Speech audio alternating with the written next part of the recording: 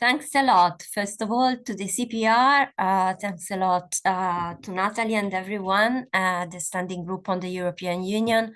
And thanks to Henriette for accepting to discuss this presentation. She has been precious with questions that I've been sending her and also reading a chapter I've been writing on leadership.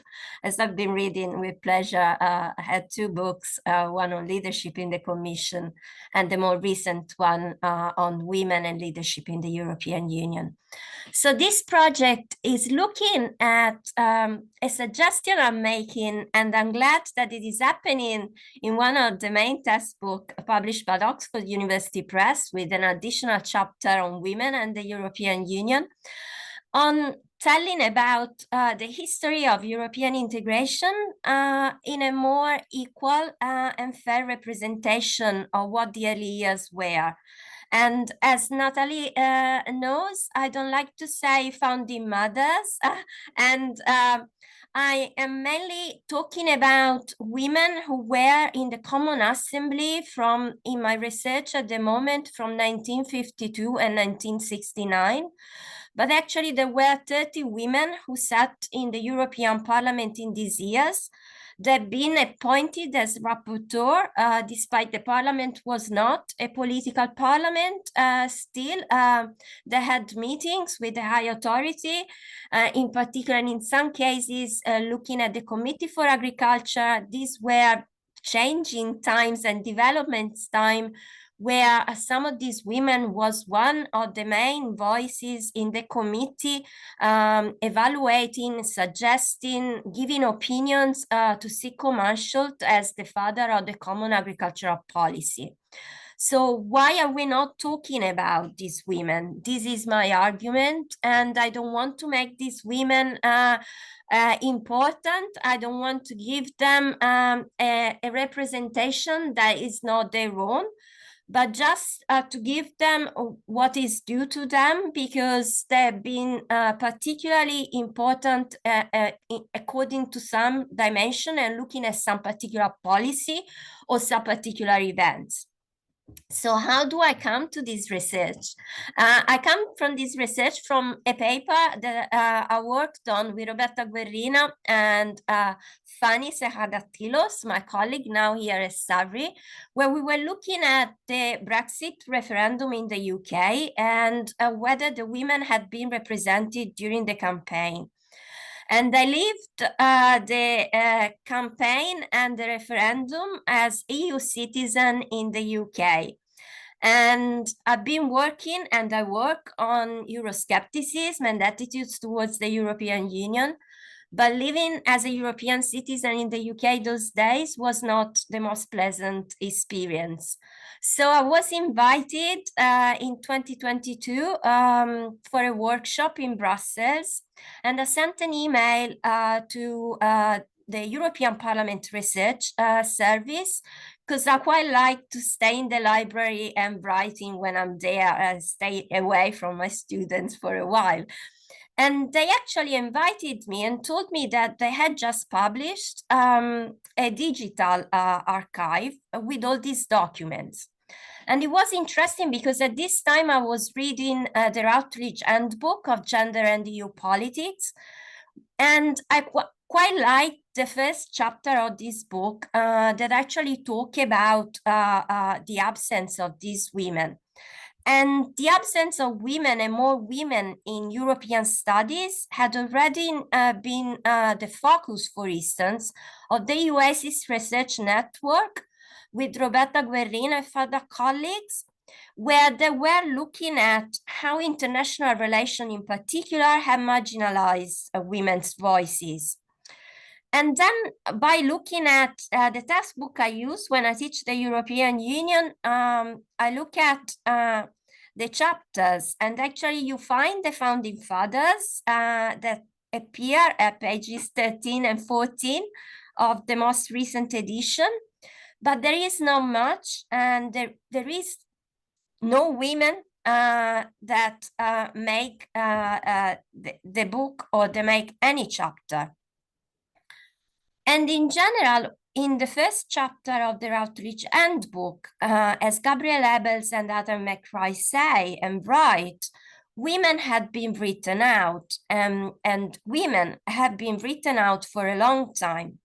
And in particular, they refer to a small working paper by Dana Sher, where he writes that women were few and tended not to have a deciding role. So the idea was that they were there, but they didn't have a political agency. As a political scientist, I'm interested in the political agency of these actors. So I was interested in looking at these women. And as soon as I talk about this question I had, the European Parliament Research Service gave me a list of women with a stamp of the European Parliament Research Service and the European Parliament itself. The list of women was listing 31 women. And just recently, because I went back and completing the first 12 women, I was looking at the following 19 women for further research on these early women.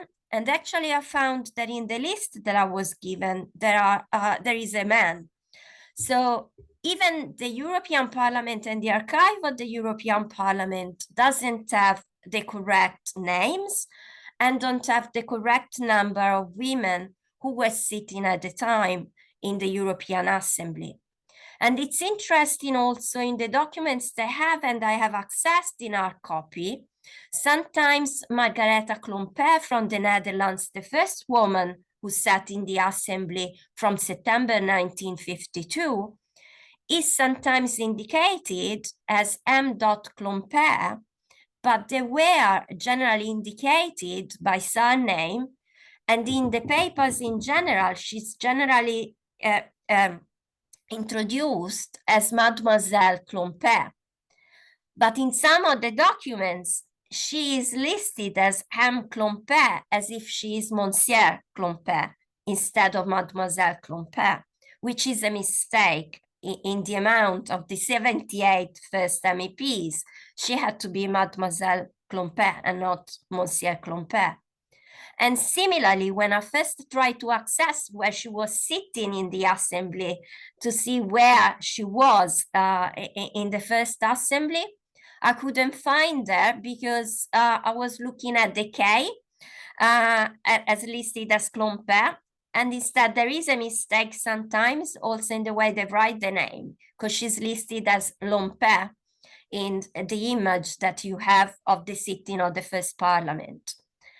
And the writing out and the erasure of these women comes up also in the life that they experience. I read the book, The One of the Sun, of de Riemaker-Legault, the Belgian MEP at the time, has been writing about his mother. And he says he felt he had to write about his mother because she was very shy and humble. And sometimes we don't recognize the work they have been doing. And actually, sometimes she had been at the head of more legislation than her male colleagues.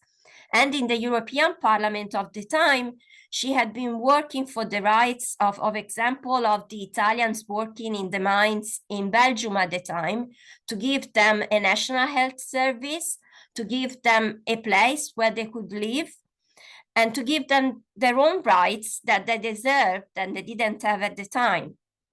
And when she graduated at the University of Ghent in law, she had a certificate that was already written and prepared by the university, where it was written just to give the certificate to men. So it was not expecting that a woman had to gain a PhD at the time.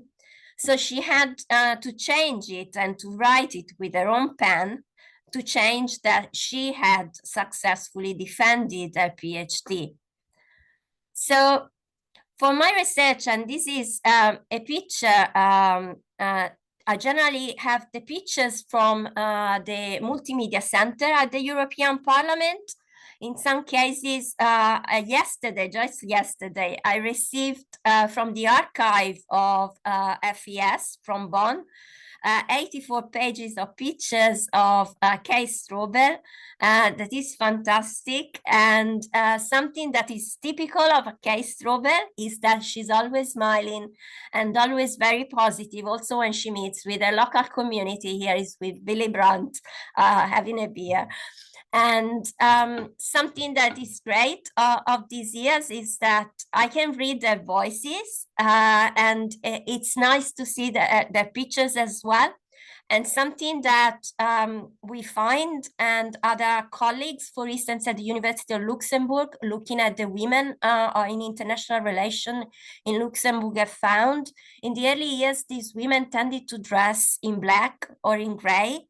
And I find that with the time, in particular, Kay Strobel was dressing with colors. And there is a picture where she presents a particular textbook on sexuality that she had supported as Minister of Health at the time, where she had a fantastic blue dress with a white poa. And there is an article on Der Spiegel where they say, interestingly, the cover of this textbook seems more like a Pink Floyd CD than a textbook of sexuality. But that was really interesting, and also will bring further observation later on in the presentation. So in my research, I tend to look at large data sets, and I tend to use a more deductive studies. In this research, I was looking into the nothing. I didn't know anything about it. I was coming from the literature, and I was reading a lot of literature as well to support the research. So I just look at the archive, and I selected the French ones because these are the ones that are most numerous at the time. And I started in March 2022. And I started from the hypotheses that were coming from the first chapter of the Routledge Handbook, asking whether there were any women. And in my case, as political scientist, my interest was in trying to look at whether they had any political agency. And what I have found at first the list of 31 women, which then became 30. So I had quite a few reports, quite a few agenda meetings, quite a few oral questions or also written questions. I just selected the women from 52 and 69 as the first part of my research. Interestingly, then, I informed the European Parliament Research Service that there is one man in this list of 31. And I had to pass from the Ask European Parliament channel to inform them of the mistake. So they have ratified the list, and they also helped to change, in some cases, the starting date of these women. So here you see that, for instance, Maria Probst and Kay Strobel entered the parliament in February. Actually, they entered in March. So they also noticed that in some cases, some of the starting dates were a mistake. So by studying on the early years, it is interesting that new things are coming out and are actually useful for the archive of the European Parliament itself, because this writing out of these women has created also some small mistakes, which are important for the way that we are telling about the early years of European integration. And I found that these women are actually quite important for the role they have had in the development of the institutions at the time. In particular, as I said, if we think about the common agricultural policy and we read the dialogue within the committee between Kay Strobel and Sigko Mansholt, we actually can see how she was quite influential on some of the changes or the decisions that were taken at the time. And when actually she complained together with some colleagues that the parliament was just giving an opinion and they were not paying attention. Generally, she was responding, and when they were meeting all together, then in some cases, she was generally appointed as the first one they had to reply to when they had to talk about the reforms of the common agricultural policy. And to me, it's interesting because the literature is telling me that parties tend to work as gatekeepers. And just today, I was reading a new introduction to a special issue coming out on the European Union Politics Journal, where it makes a summary of the findings across the first 40 years of the European Parliament. In this case, I'm looking backward, but I'm actually using a bit the literature that we know from comparative research on gender and politics. But it's also important to think about that the context where they were experiencing politics at the time was really different from the one that we are experiencing today. At the same time, there are things that I will never know. There might be documents that I will never be able to access. But the number of documents I've been accessing is giving me a snapshot of the experience of these women. And in some cases, the case of a Dutch colleague, she had this experience for 4 years in the European Assembly, and then she went back to her work as a teacher. And some of these women experienced politics and just then left politics because probably it was not a nice experience, as probably for many of women. I think about Nairi Black from Scotland, who has left the British Parliament saying it's the most toxic working environment she was experiencing. But I find that telling about their experience is also helpful for the women of today. And actually, by telling about these women to my undergraduate students, is making them more interested in knowing about Europe and knowing about women in politics in general, or women, for instance, in European foreign policy. So the first hypothesis that the literature was coming up, that I drawn from the literature, is that institutional cultural factors would affect the women's presence. And actually, then I found that the earlier women secured their own right to vote, the more they were free to intervene within the committee, and the more they were represented initially in the European institution as well. Also, there is the expectation the left-wing parties are generally more likely to expose women to be represented by women. I find that across the first 12 women, I have more women from Christian Democratic parties, because these were at the time the ones that were most voted. But as we will see, it was a left-wing group that actually promoted one of these women as chair of their own political group in the parliament. Also, we know that women tend to be appointed more on committees that are more traditional for women, like social affairs or health, for example. And these actually are, this is actually the committee that saw more women represented. But we find that there are some women also in non-traditional committees, and we will find one woman, for example, in the Energy Committee, and Kay Strobel, as I cited, in the Committee for Agriculture.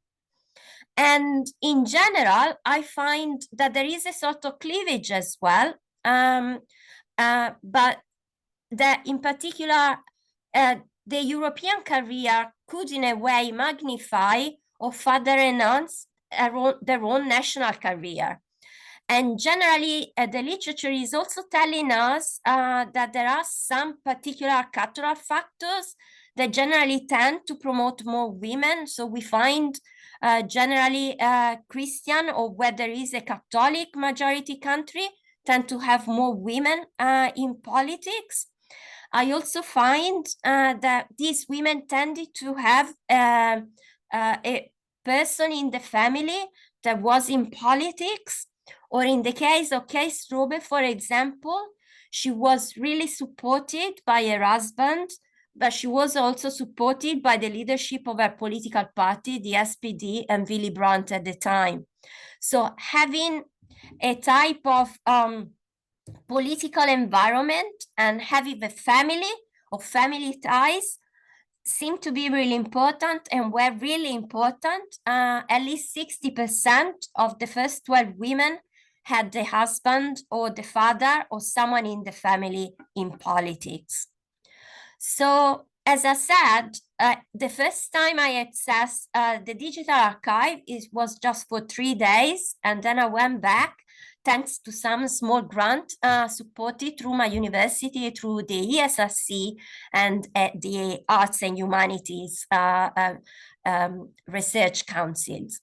And what I did, I went through all the documents, and actually I find that there were so many that I could just look till the end of 69. And I almost accessed at the time almost 850,000 documents. And I tended to look just at the French document, as I said, and these are more or less about 45,000. And I found that the research already being done by Ruth Berger and Mathilde Rose has been amazing to give me an example on how to engage with questions around the past, because it's really challenging. And when I submit papers, some of the reviewers always ask, is this political science or is it history? And it's political science in the past, but it's really challenging both for me on how to engage with it. So I found a study by Katja Seidel, who's now at the University of Westminster and was at the University of Portsmouth, where she was looking at the administration in the past. And she was using a prosopographical study, which means going through their own life and then adding the documents that you can collect through the archival research. And this was really important. And in the case, for instance, of Marguerite Derriemacher-Legault, the book by her own son was really important to understand their own life before joining the commission, the parliament, but also after. And for instance, in her case, as in the case of Nilde Iotti, the Italian communist joined the parliament in 69. They also then went as representative of their country to the Council of Europe. As Kiran Patel writes in his Project Europe book, at the time, the European Coal and Steel Community was just one of tens of organizations that were coming up with the end of the Second World War. So these women were actually having an international life that was not just in the parliament, in their own national parliament, but in the European Assembly and then in other institutions, as for instance, the Council of Europe. So what I did, I went to the parliament, I isolated myself, I downloaded lots of documents, and one of the documents here, I have the signature of Frau Strobel that I love to look at, because it's like seeing, taking life and listening to her. And sometimes in the parliament, it was like, are we interrogated? Why Frau Strobel is asking these questions? But she just wanted to see more evidence on the cost for farmers and the cost for producers at the time. So she also suggested to use the European data. And in the next few years, the European Statistical Office started to work in Luxembourg. But it came out through these debates. And it's nice to read these debates because you don't know what you will find. and there's always something new that is coming up, and you are able also to understand their commitment to the work that they were doing. So within the Committee of Agriculture, Kay Strobel was deputy chair, and the chair was a senator from France who most of the times and a few times was staying at the Senate in France. And she was taking the floor, and in the last slide I will show you Kay Strobel chairing the Committee of Agriculture at the top of the plenary.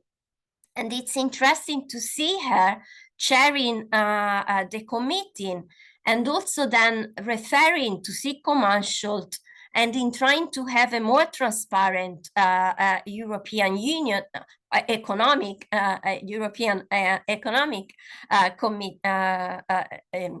European Union of the time, but also in the way that she was asking not to push too much for integration and respecting the treaties. And she was actually quite negative on the way that it seemed to accelerate the process of European integration, where there was no need to accelerate the process, but in trying to respect what was coming from producers. And actually they asked for funding, and they traveled also to Sicily and Sardinia to meet, for instance, with producers of oranges or producers of cereals, and to talk about prices and to talk about their own production.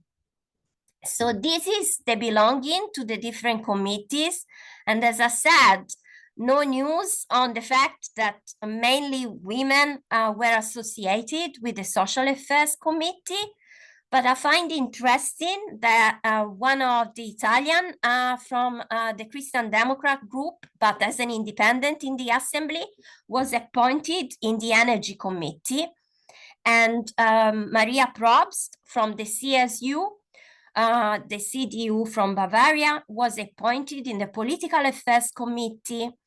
And later on, for example, Nilde Iotti from the Italian Communists was the one that asked for the first time to work on the working group on direct elections, but also wanted to have closer relations with national parliaments. So the relation of the European Parliament today with national parliaments came later on with the Treaty of Amsterdam. But at the time, it was Nilde Iotti that started meetings with national parliaments, because she felt that they were working too far from citizens. And actually, she wanted to have a closer relationship both with citizens, but with national institutions as well. And this is Nilde Iotti, and she went back as a candidate, and she was voted in 1979 at the first direct elections she had been working on for a long time in the European Assembly of the Six, the European Parliament of the Six. I find that in some cases, the fact that they had to be chosen by their own political parties and their own governments has altered representation, but in some cases, as for instance in the book that Henriette has edited, has also created some windows of opportunities. In the case of example of Kay Strobel, as I said, she was supported by the party. She was supported by her husband. At the time, at the end of the 40s, when Germany was democratizing, he wrote her a letter when he said, we need women now, and it's time for women to take politics and to become political actors, to become leaders in the process of democratization, which was quite important for her, and probably also made her more confident. And here you see the case of Erisia Gennai Tognetti, from Italy, where she received an honorary recognition at the end of her political career by the Italian government, because she worked in Italy to have women in the juries. So all these women, in most of the cases, were advocating for women's rights, but they also worked and pushed on other policies. So as I said, Derisia Gennai-Tonietti in the European Parliament was sitting in the Committee for Energy. And in Italy, she was working in a bank. So it was something that was not expected from a woman. And in the Italian parliament, she's working for more women in the juries. So there are some social factors that actually have affected their representation on how also they have engaged with politics. And I found that there is a relationship between the year when they secured the right to vote, with Germany and Luxembourg being at the forefront, and Italy and France more at late compared to other countries. But, and this is Marguerite Derriemacher-Legault in the middle of their own government and ministries, I find that women sometimes can use these windows of opportunities. And actually, when we think about the socialists today, they had 19 leaders, and we can think about Pauline Green and Irache Garcia today as the only leaders, but actually between 64 and 67, Kay Strobel was appointed as leader of the socialists in the European Parliament of the Six. And it's interesting because there is a book by one of the colleagues of Kay Strobel, a German colleague, Luca, who has written about the European Parliament of those days. And he said, actually, it was in these years, in the early years of the 60s, that we organized first the Christian Democratic Group, but also the others started to organize. And she was one of the first leaders for the socialist group, which makes us understand how her work was trusted and was supported both within the committee, but also within her political group. And the way that left-wing parties, at least in these years, seems to promote more women compared to other parties. But I have a very small number of women, so I cannot make a very comparative or a huge comparative findings. But it's interesting to see how women have been represented and how women have led on some specific policies. And here you can find Kay Strobel sitting at the front as leader of the socialists in the seat number 8. Also, it's interesting to find, to see when they were born and what type of career they had.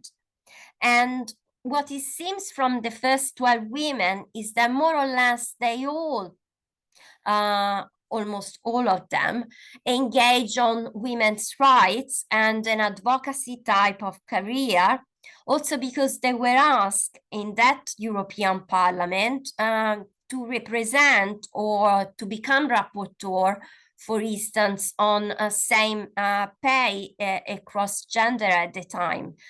There was a given to one of the Dutch colleagues. But for example, Kay Strobel never wanted to talk just about women, and she was the only one across this group that didn't have a high degree. She had attended a vocational degree. She started to work when she was 16, and she then entered politics when she was 18. She had been working on organizations in working on agriculture in Nuremberg, from where she was coming.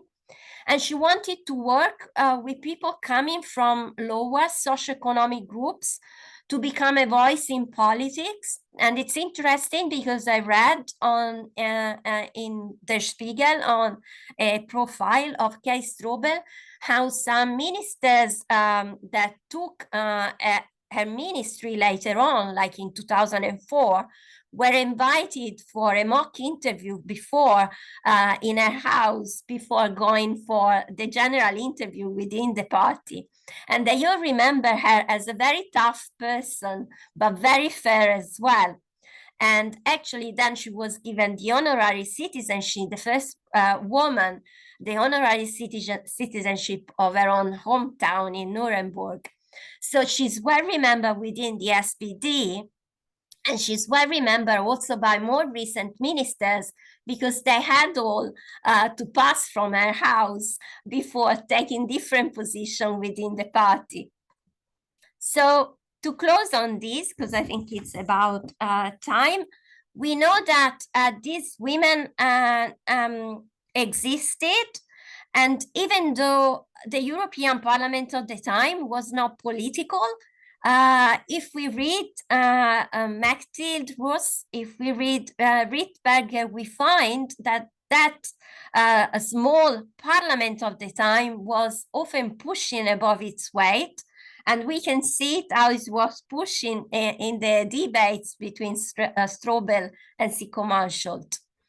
And we recognize and we acknowledge that there is this deficit. Think about the research network trying to make gender more in European studies. And it's important, I think, that we learn the history of European integration without a bias towards men. And in the introductory chapter, Gabriel Abels and Nathan McRae make the example of Desmond Dinan's book, when there were just also 4 women in the resources of the book, where there are many women in European studies, but we don't find many women in the early years. And these are not at all important, but some of them made a significant progress and were an important voice on some policies at the time and some policy developments. These were the years where the institutions changed and where some of these women actually were the leaders of some of these initiatives as well. And this seems to represent how politics and how we talk about politics today, if we think about the Conference on the Future of Europe, if we think about the experiences of women during Brexit, the economic crisis, the pandemic, women were the ones that paid the most, or where women had the least voices, at least, for instance, in the Brexit referendum and debates.